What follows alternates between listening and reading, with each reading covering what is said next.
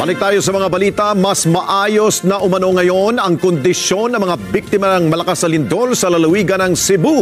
Sa muling pagdating ni Pangulong Marcos Jr. sa lugar, abay nadatnan niya ang lahat ng mga naapektuhan ay may pansamantalang tinutuluyan. Kunin natin ang live report ni Eden Santos. Eden, so ibig sabihin mo kung ito ay pansamantala, hindi ito evacuation center. Ano ito? Anong tawag dito? Alex, yan ay Tent City tsaka Bayanihan Village. Yan yung tawag doon sa mga pansamantalang tinutuluyan ng ating mga kababayang biktima ng lindol dyan sa bahagi ng Cebu. Makalipas nga yung mahigit dalawang linggo, binalikan ni Pangulong Ferdinand Marcos Jr. itong mga biktima ng lindol sa Cebu. Upang mapabilis ang rehabilitasyon para sa mga biktima ng lindol, muling binisita ni Pangulong Ferdinand Marcos Jr. ang San Remigio Tent City at Bayanihan Village sa Barangay Poblacion, San Remigio, Cebu. Nagsagawa ng inspeksyon si Pangulong Marcos sa Bayanihan Village sa pangunguna ng Department of Human Settlements and Urban Development, kung saan ay 20 sa 45 modular shelter units ang ginawang pansamantalang tahanan para sa mga pamilya na nawasak o kaya ay nasa itinalagang no-build zones ang tirahan. Kasama sa bawat kumpol ng modular shelters ang mga shared comfort room, banyo, kuryente, ilaw at tamang ventilasyon upang matiyak ang ginhawa at kaligtasan para sa mga pamilya. Namahagi naman ang Department of Social Welfare and Development ng tulong pinansyal sa mga biktima ng lindol na nagkakahalaga ng mahigit 5,000 pesos sa bawat pamilya na may partially damaged na bahay at mahigit 10,000 pesos naman para sa bawat pamilyang may totally damaged na tahanan. Nakatanggap din sila ng mga family food pack at hot meals sa pamamagitan ng mobile kitchen program. Ganun ang situation report namin dito ngayon. Maayos, lahat ng tao na naging biktima ay meron ng sinisilungan, meron silang kinakain, meron silang kinukuhanan ng tubig, meron silang ginagamit na toilet facilities na maayos, at lahat pa ng kung ano pa ang pangangailangan going forward ay nakapagbigay na rin tayo pati ng Binalikan din ng Pangulo ang Cebu Provincial Hospital sa Bogo City sa lalawigan ng Cebu. Inalam ng Pangulo ang patuloy na pagsisikap sa pag-recover at pagtugon sa pangangailangan ng ospital at mga pasyente. Iniulat sa Pangulo ni Dr. Zoraida Yurango, Medical Center Chief ng Cebu Provincial Hospital, na kaunti na lang ang pasyente na kanilang tinatanggap simula ng isarang ICU. Anyang maraming pasyente ay nasa auditorium kung saan naroon din ng OB ward, delivery room at neonatal ICU. At huling binisita ng Pangulo ang Tent City sa Barangay Cogon, Bogo City sa nasabi ring lalawigan. Sa tala, nasa 152 na pamilya o katumbas ng 830 individual ang kasalukuyang nanunuluyan sa Bogo Tent City.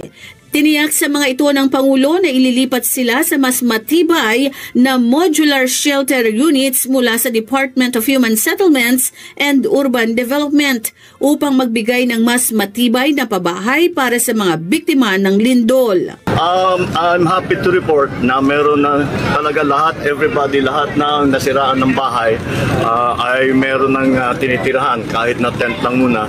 Kung makita ninyo dun sa yung dinaanan natin Tent City, pinapalitan na natin yung tent at dinalagay na natin yung mas maganda, mas matibay na housing para sa ating tinatawag na modular shelter na ating bagong binibigay pagka nagkakaganito. Pinuri rin ng Pangulo ang hakbang ng Red Cross na mag-set up ng swimming pool para sa mga bata bilang isang simple ngunit malakas na intervention sa kanilang mental health. Naniniwala ang Pangulo na makakatulong ito sa pagpapanumbalik ng normal sa gitna ng kalamidad. We'll keep working to make sure everybody's okay, everybody's healthy, everybody has what they need. patuloy naman ang pangakong tulong ni Pangulong Ferdinand Marcos Jr. sa mga biktima ng lindol hanggang sila'y tuluyang makabangon. Alex? Eden, isang tanong, tanong ng aking kasama dito. Ito, yung cameraman. Tanong lang niya. Gaano ba kabilis na itatayo ba yung modular structure niyan mula sa pagtama lang ni lindol hanggang sa paglikas sa ating mga kababayan kapag may nangyari? Dahil kunyari, dito sa Metro Manila, mangyari man, gaano ba kabilis yan? Baka abutin ng, buwan-buwan ba yan? Alex, siguro hindi naman naabutin ng buwan yung pag-set up ng isang modular shelter units. Pero kung titingnan natin, yung nabanggit, 20 mula dun sa 45 pa lamang na shelter ay ang naitatayo at pansamantalang natutuluyan nitong mga kababayan nating biktima ng lindol. Meron pa rin talagang nakatira o tumutuloy sa mga tent na isinet up. Siyempre, mas inaasahan talaga natin, Alex, ay yung mabigyan ng mas totoong tahanan yung ating mga kababayan, yung libreng pabahay ba, Alex? At hindi na itatayo itong mga ito doon sa mga lugar na sinasabing prone sa lindol o kaya iba pang mga sakuna para naman matiyak yung kaligtasan nila sa bumalik sila sa kanilang magiging bagong tirahan, Alex. Eden, tinitingnan ko ngayong video, mukhang maaliwalas. Ano ba yan? May air conditioning unit ba yan? O sa pagkaalam ko, pag modular, ano ba yan? Pag-araw, baka mainit. May ventilation ba yan?